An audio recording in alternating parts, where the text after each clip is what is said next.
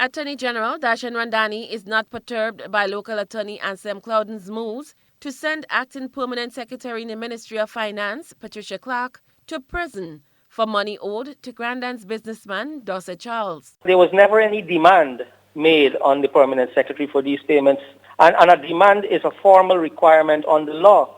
The courts will not lightly at all, or even at all, grant an order compelling a public servant to perform a duty unless it can be demonstrated clearly to the court that the public servant has been asked to perform that duty and has failed and has been given a notice saying that you have failed to perform that duty. Now, we have seen no evidence coming from the other side that they have given notice to the public servant that you have failed to perform that duty.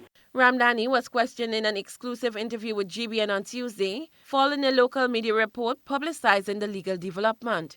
He told GBN that government was ordered by the court to pay $1.6 million to Charles, whose water sports business was bulldozed on the Grand Anse beach in 1995. However, he said, contrary to reports, Charles received part of the payment. That the order was that he should, when he received payment, he should vacate the land. The order was also that he should pay a certain sum for every year that he occupied the land, I believe from 89 to 96. I am not aware that he has ever paid any sum. Mr. Charles himself, in his affidavit before the court right now, in proceedings filed in 2018, is claiming that he did receive a certain sum of money. That is in his affidavit. So it is not true that he has not received any sum. He told GBN the application being put forward by Clouden is not a unique one. At a press conference on Tuesday, Clouden told the media that the sum awarded by the court in 1998 was $1.6 million, of which government paid $100,000.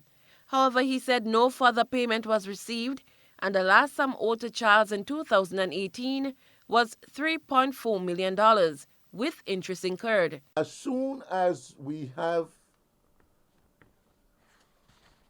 a response from the Attorney General as to whether, or from the Permanent Secretary, as to whether they are amenable to accept our proposal for a settlement, albeit protracted,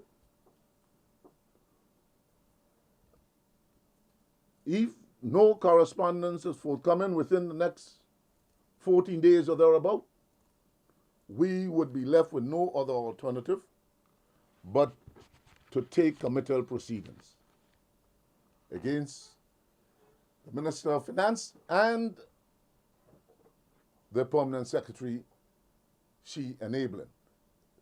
Charles, who became emotional, told the media his life is difficult. Once a vibrant businessman and politician, Clouden told the media that his client is now destitute. I depend on my kids in Canada.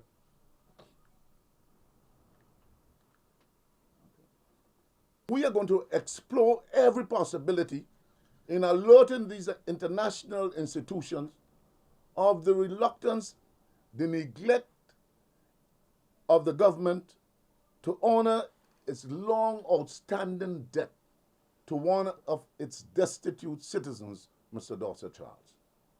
We would take this matter internationally, and rest assured I would. Cherry and Blackman Stephen, GBN News.